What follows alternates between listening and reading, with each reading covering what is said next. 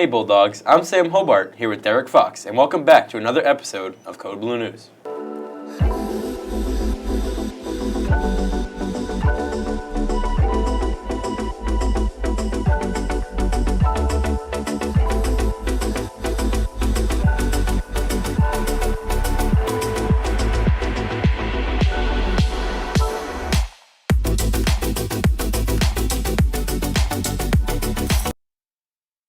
To start off the show, we want to wish everyone celebrating a happy Lunar New Year. Speaking of celebrations, the middle school semi-formal will be February 10th from 6 p.m. to 9 p.m.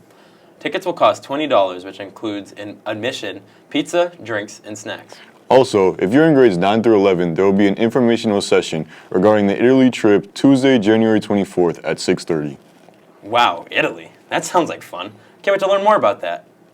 Another thing I would like to learn more about is, where did our athletic trainer go? Thankfully, we have Malachi to educate us more on that topic. Holbrook Middle High School is notable for always changing athletic trainers. But with it being the second sports season without one, we just have one question. Where did they go? So for the past 6 years, we've been contracted with Signature Healthcare.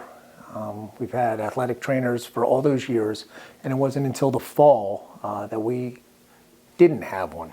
The lack of an athletic trainer isn't the fault of the school, but instead a cause of the athletic trainer shortage throughout the region. When Code Blue reached out to Signature Healthcare for more information, we were sadly met with no answer. Currently, we're number 4 on the list, which means there's 3 schools ahead of us who will get trainers before us, and then after that, we'll get one after that. Holbrook Middle High School's lack of an athletic trainer impacts both athletes and coaches. Obviously in the fall during the soccer season, it's not ideal not having a trainer at home games.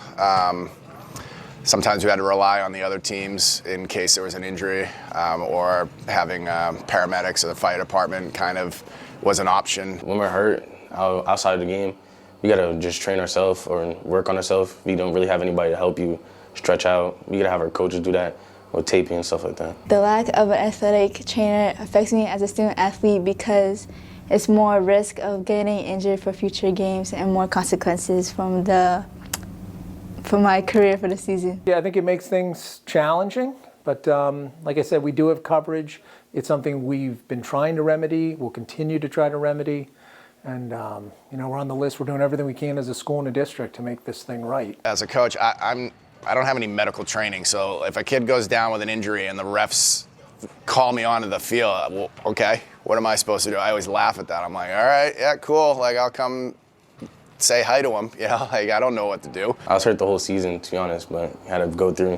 It was tough because practice, you can't really miss practice when you have a small team. So, yeah, we need an athletic trainer now because kids are getting hurt and we need somebody to help us out. I've gotten injured this past season because I twisted my ankle, and it impacted me because we don't have an athletic trainer because I wasn't able to get treated right away, and I had to sit out for multiple games. No, I mean, I think if you look at this, it's not a budget issue. Like, we have money budgeted for this. We're doing everything we can. It's really a result of a tough labor market that's affecting athletic trainers. Holbrook Middle High School is currently trying their hardest to not only recruit an athletic trainer, but to help our current athletes. If you would like any more information, you could reach out to Signature Healthcare. This has been Malachi Desiree with Code Blue News. Back to you in the studio. It'd be nice to have an athletic trainer, but either way, the games will go on. For today's games, boys JV basketball has a game today against Atlantis Charter at 3:30. The boys varsity also has a game against Atlantis Charter at 5:30. Speaking of boys basketball, last Friday at the game against South Shore Christian Academy, senior captain Owen Burke made history by breaking 1,000 points. In the first quarter of the game, Owen was able to score the 14 points he needed to hit this milestone, taking almost all the shots within the first 5 minutes. With a shocking assist from his little brother Keegan, Owen hit the 3-point shot that got him his 1,000th point. The boys were ecstatic, and that energy carried them to the victory. Great job, Owen, and Keegan, you're next. And last but not least, the girls varsity has a game versus Bristol Plymouth at 3:30 today. We wish all of our basketball teams good luck today. They don't need luck, we have skill. Agreed. Not only do we have talented sports teams, but there are also many talented students performing in this spring musical, Shrek. Let's take it over to Johan to hear more about it. Earlier this year, it was revealed that the 2023 play would indeed be Shrek the Musical. And with the new musical, includes new challenges, a new cast, and a new program. I feel like Miss Newman seems a little bit more organized. I miss the old music program, but I think that it's giving people new opportunities. When I first joined, it was just Holbrook Middle High School is notable. Earlier this year, it was revealed that the 2023 play would indeed be Shrek the Musical. And with the new musical, includes new challenges, a new cast, and a new program. I feel like Miss Newman seems a little bit more organized. I miss the old music program, but I think that it's giving people new opportunities. when I first joined, it was just everybody at the same time, but now it's certain people at certain times and at certain days. I am looking forward to actually just playing the role of Shrek and actually being involved in this production. I'm looking forward to working with everybody and just having fun. I've always wanted to do this play, and I feel like it's finally time. It's going to be a good time, and I'm really excited to perform it. Everyone here at HMHS is eager to learn how the play is going to turn out. But for now, I'm Johan Rodriguez-Vieira, and back to you in the studio. I'm looking forward to the outcome of the show, and I can't wait to bring Shrek to life. I'm just as excited too. Is it too late for me to try out for Fiona? Yeah, Derek, I think it is. Switching topics, there will be a college admissions seminar on Thursday, January 26th at 6:30 p.m.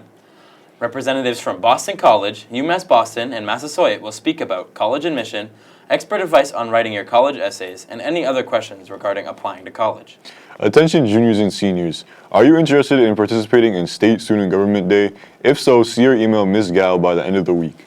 Also, on the topic of school, the end of the term is approaching fast, and grades close next Tuesday.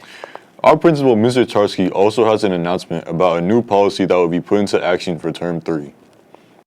As we begin to close out the second term and approach Term 3, the tardiness policy has been strengthened to ensure more students are in class on time. So starting Term 3 or Semester 2, January 25th, there's going to be some strengthening of our tardy and attendance policy. So I've been with you since the beginning of the year, and it's having students where they're supposed to be at the right time and right place, I think, is something we could improve upon as a school. The ways we're going to do that is by increasing some of the incentives for students to get to their classes at the right time.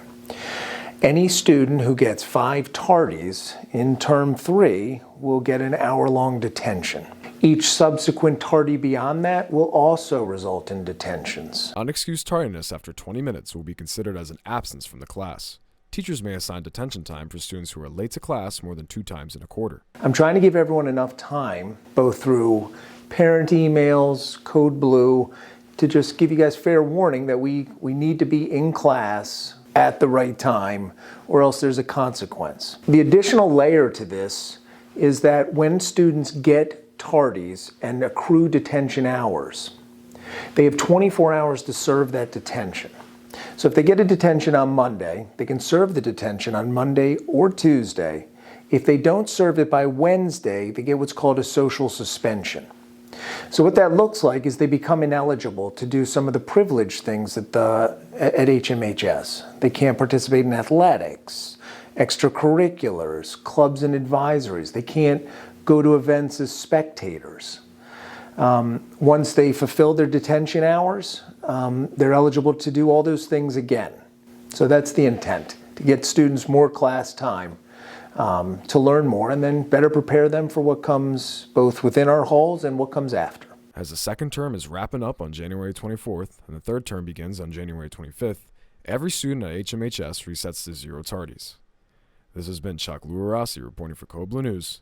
Back to you in the studio. I'm sure I'm not alone in my 3 a.m. sleep schedule, but with that being said, it's very important to make sure you guys are getting to class on time every day. Seniors, also make sure that you're getting your class dues in on time to participate in any senior activities. See Ms. F to find out how much you owe. And starting on Wednesday, the locker rooms will be locked throughout the day. If you play a sport, make sure to put your stuff in there before 7:40 a.m. Well guys, that's it for this week. I'm Sam Hobart. And I'm Derek Fox. See you next Friday.